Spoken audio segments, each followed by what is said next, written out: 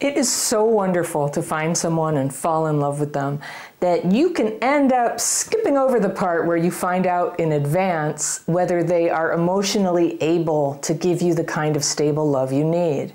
And that's what those of us who grew up with trauma get a little too good at. We try to understand them, we try to help them, we try to change ourselves so that they won't get so upset all the time, but they can't really do relationships. And the problem is that you attached to them anyway. My letter today is from a woman I'll call Leah, and she writes, "Hello, Anna. I have been dating someone for over a year and a half that has a lot of CPTSD, almost all the symptoms, and it's been a challenge as we've grown a relationship and attempted to have healthy interactions." All right, I've got my fairy pencil. I'm going to circle stuff I want to come back to on a second reading. But let's go through and see what's going on for Leah right here. Okay. She says, let's call the guy Brad. He grew up with a single mom. His dad was mostly out of the picture and had substance abuse and violence issues. His parents split up when he was under a year old. Within a year, his mom remarried to his first stepdad, who was abusive to her and sexually molested Brad when he was just a baby.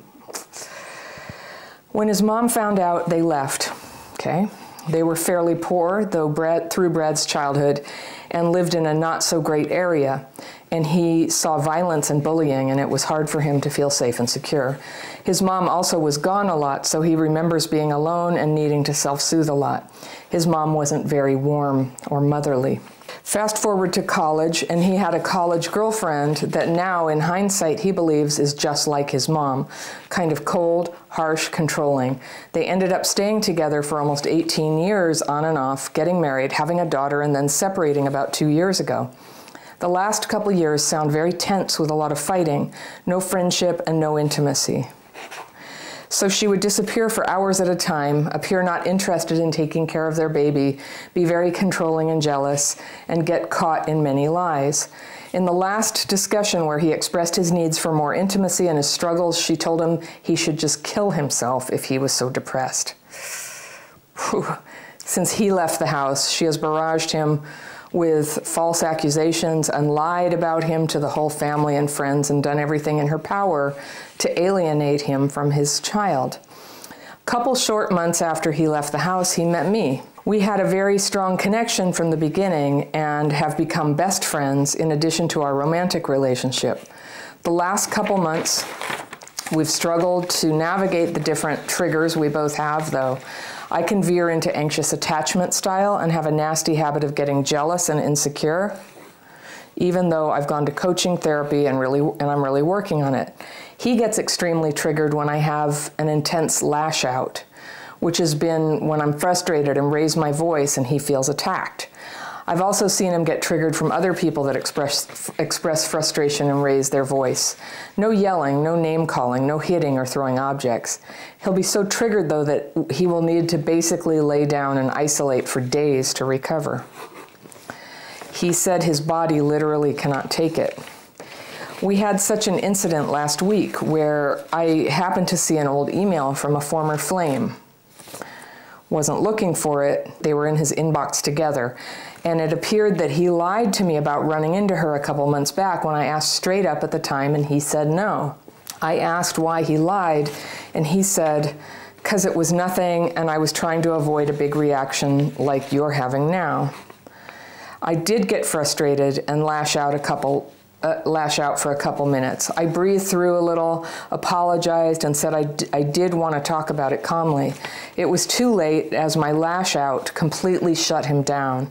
I left his house shortly after, and our interactions have been sparse. He called me a couple days later crying and telling me how unsafe he feels with me. Now, he still needs time to recover and is not sure he can be in a relationship with someone that lashes out, no matter the cleanup after, no matter how justified.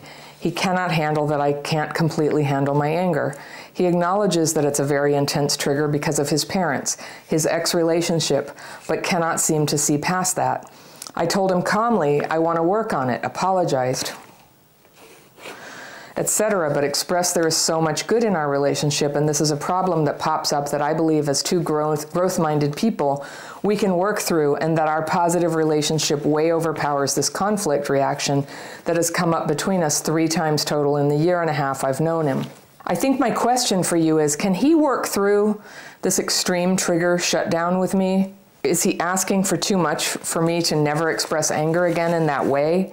Is this a trauma response he'll always have, and we're destined to just be incompatible because of it? It's crazy. Just 48 hours before this, he cried to me and said he's never felt safer in his entire life. Just to then view me as this monster days later. I love this man, but I also have anxious attachment, and sometimes it's hard for me to recognize when treatment may not be fair to me too, and when to walk away. Any advice you have that I could also share with him would be so immensely appreciated. Thank you, Leah. Okay, Leah, I think I can help. This is actually pretty heavy. And I think what's going on is a little different than what you think is going on, even though I'm not there and I totally recognize it's, I can't have perfect accuracy about people I've never met, and certainly he hasn't told me his side of the story. But I always focus on my letter writer, what I think for you. So I had a funny, uneasy feeling reading your letter, and I kept coming back to it, when I'm reading letters and deciding which ones to take. It's the ones that haunt me sometimes. I was a little haunted because something didn't sound right to me, and it didn't sound right coming from you.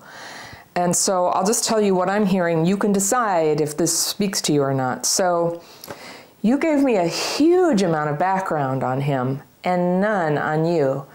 And I'll talk about him. I will talk about the signs that you're talking about and the dynamic you're describing, and I think that's a legitimate question. But right away, my sort of red flag detector went up that you are so familiar with his story and you're laying it all out. And I'm like, uh-oh, this is kind of what people often do when they're trying not to see something. When they're trying to excuse bad behavior, they will go into this whole thing like, why do I get the feeling that you're trying to rationalize his bad behavior by going into great detail about his background? It's always odd to me from the outside. I've done it. I've been in your shoes. I've been in his shoes. I've been in everybody's shoes here. I understand. But when I'm on the outside looking in, what I see is that you're extremely focused on him and why he might be doing this and whether he can change. And even your questions are about, can he change? He's not asking if he can change. You are. And you're saying, could I get some advice to give to him? And I would just say, I don't think you should use any advice I give you for him. That's not, unless people want advice, it's not good to give them advice, okay? And I know you're trying to save the relationship. That's the thing that I sense. You have anxious attachment. You don't want this to end. But what you're describing doesn't sound like it's going very well at all. He doesn't sound like a good partner. And I'll tell you why. I don't think he's a bad person. But I think there's possibly some lying and manipulation on his part here, and something in you can't face it. This is my psychoanalysis. Forgive me, all right? I'm not you, but it feels like you're doing a lot of rationalizing and not a lot of looking at the simple facts, which you did give me. So he was in this hideous relationship. He had a terrible mother and childhood, and then he had a terrible 18-year relationship on and off. Couple of short months later, he met you, and you guys had a strong connection. Okay, so I'm just going to tell you, as much as our hearts want to believe that we can be the person who suddenly changes everything for somebody, the fact that he's been through that, the fact that he stayed for 18 years in that relationship, he's messed up. Okay, he's got something seriously not going well for him, and it would take some time for him to heal. Right? He maybe instinctively knows that. Now, leaving a relationship is a time when all of us are vulnerable, and would love to have somebody new come along, a best friend who's also our romantic partner, who doesn't want that? It sounds like heaven, but does it ever work? Hardly ever. Hardly ever can somebody just sort of come in a couple months after all of that explodes in our faces. So the strong connection is, that's what happens with anxiously attached people and people with trauma wounds is we don't have very good discernment around the difference between sexual attraction and desire to get something secure and to have that person next to us, that like, you know, the right-hand person, the ride or die person. Like, it's so comforting to have that. It's terrifying to be alone. And so sometimes we will fashion that person, sort of like a person makes a scarecrow. We just cobble it together with whatever's available. I'm not saying either one of you is a scarecrow, but just that the hasty putting together of somebody in a spot in our life, like, you don't make somebody a best friend in 2 months. That's not healthy. Anything that involves love and closeness truly takes time. And what happens over time is you start to see all this stuff. So when you're a traumatized person and you haven't had the healing to change your trauma-driven dating pattern, which is what I think you're doing, then, you know, you're going to really just struggle with this stuff. And this is your chance. This is your chance to go, wow, this really hurts. This is really unfulfilling. I'm very in touch with how it could be, but I don't like how it is. And start to shift your goal here to be with somebody who is like what would make you happy, not who has that potential. So you said, I have a nasty habit of getting jealous and insecure, even though I've gone to coaching therapy and I'm really working on it. So jealousy and insecurity aren't just pathologies. They are emotions that come up when the partner is lying or pushing us to tolerate something that's not monogamous in the way that we want it to be, right? That's where jealousy and insecure are perfectly correct emotions. And so you're treating them like they're a disease, and I'm going to coaching and therapy and I'm really working on it, but I still get jealous. It's like, well, then you found out why, right? He lied to you. He lied to you about somebody. Now, I get it. Maybe it wasn't that big a deal, but if it wasn't a big deal, why did he lie? If it wasn't a big deal and he's just so traumatized he doesn't know not to lie, I'm just going to say it still adds up to not a good partner. Not somebody who can give you that secure, honest, open-hearted love that you would need. If you have anxious and insecure attachment, and I know, I have it too. I know the therapeutic relationship, the one that's helpful, is one that's really solid. And you can't, you can't just manufacture that out of thin air. Every relationship has its hard things and its hurdles, and it doesn't just like land in your lap like the perfect person. And frankly, for a lot of us, if somebody came in and said, I'm your man, I'm never going anywhere, we might find it a little bit creepy, right? We want a little bit of a chase, right? So you're beating yourself up. You're like, I got angry, and can I shut that part down in myself? But hello, I know why you're angry. He lied to you about seeing a woman. And you have a weird feeling about it. It doesn't feel like what he's saying it is. And then, so he did this thing that's very manipulative where you're like, why did you lie? And he's like, because I knew you'd react just like you are. It's your fault. I had to lie because you're so terrible. Right there. That's like major red flag. Major red flag.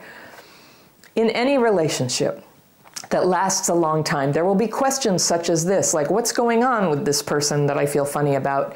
And you need to absolutely be able to trust some honesty about what it is. It's this, it's that, it's this, it's that. You know, some people are more flexible about that. Other people are not flexible at all. But in any case, you can't have somebody BS you about it and try to trick you about what it is. That will only breed ongoing jealousy and insecurity and anger. And coaching, trying to coach that out of yourself is like self-suppression. So that, I disagree. I think jealousy is, I understand there's a such thing as pathological jealousy where you're totally trying to control somebody. And I don't doubt that sometimes even people who are in your sort of pattern might be, paranoid or something. But you have this, you're telling me this thing. You saw the text. There it was. He lied. And the other thing you told me is that he gets triggered by people who just, raise their voice, but we're not talking about name calling or yelling or throwing objects, nothing abusive. And he said he needs to lay down and isolate for days to recover. So I guess I didn't totally trust that once I heard this thing about the other woman. And also this thing where he says, I don't feel safe with you. You have to go away. But 2 days before, he had never felt so safe in his entire life. I smell manipulation. I do. Now, some people who are traumatized manipulate without even consciously realizing they're doing it, but it doesn't matter what they intend to do. They're doing it. You're the best ever there was. You're terrible.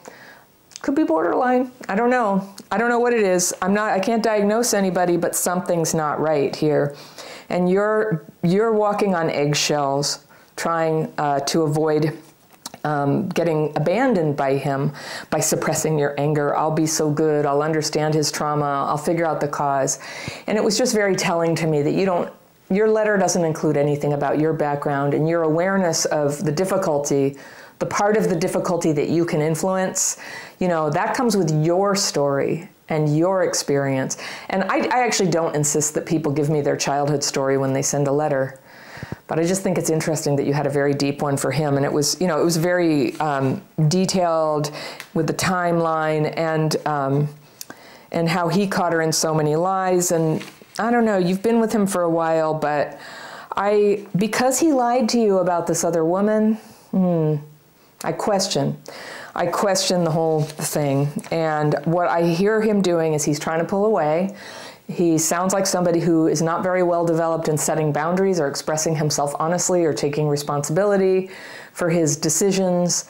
And but I see that he's pulling away, and it's freaking you out. And I see you like trying to come up with any way that you can explain this away so that somehow there's something in here that's your fault, and if you changed it, he would be okay. And I have no doubt there are many things you could improve about yourself and be an even better partner, but I don't get the feeling that no matter what you did, it would fix this situation. That's my feeling about it. Finally, what I want to say about him is even if his motives are innocent, even if that thing with the woman is no big deal, if he can't handle anger, he has a lot of work to do before he's ready to be in a relationship. It's just going to be part of a relationship that there's going to be conflict, and the other person cannot have to walk on eggshells so that you don't, so that he doesn't have to go to bed for 3 days. That's a grave state of fragility, if it's true that he has to do that, and not suitable for a partner. What if you, no, he's just not ready for prime time yet. There's a lot of work to be done there. Can he work through this extreme trigger shutdown with me? So here's where you forgot to be you and you sort of located your being inside of him. Can he work through this? Well, I don't know, I haven't heard from him, and he's, like, you're telling me, I will work on this, I'll do all this stuff, I will, I want to do it, and he's pushing you away. So no, I don't know if he can, but it sounds like he doesn't want to. I still feel suspicious that what he's presenting as the problem is not really it. Some people, all of us have done it, I think, when you can't really, you kind of want to leave a relationship and you need it to be on bad terms so that you can do it, so that you can actually leave. So you kick up fights and blame the other person for stuff and sort of gaslight them, right? That's how breakups go sometimes. But actually, when in a healthy relationship, if breaking up is what anybody needs to do, it can be done in it can sort of come peacefully to that conclusion. And, it can be bittersweet and sad and people are crying, but honestly admitting, yeah, this just isn't working. So when there's all this anger and you feel him pulling away, I would just say, man, this sounds like the most unhappy time a person could have, is just trying to love somebody who's being this difficult. You say there's been 3 moments of conflict in a year. Oh my gosh, this guy would hate me. I get aggravated all the time, too. Oh my gosh. He views you as a monster. Yeah, that's no good. And you love him, but you have anxious attachment, hard to recognize. Yeah, I don't think the treatment is fair or honest towards you. So that's my advice. If it were me, I would leave. I would just leave. I would, just as kindly as possible, without fighting, without doing any damage on the way out the door, but just realize you're not getting what you need in a relationship. You, meantime, get to move along, if you choose to, and be free of a bad relationship and work on yourself and look at, like, what is it about you that gets drawn to somebody who can't function, who's so freshly out of trauma that they're basically like charged, like sparks of trauma are flying out of them from everything they've been through. And you come in like everything's going to be great. It is a trauma-driven pattern. It's really normal, and it's okay that you ended up like this. I'm sure there's a story.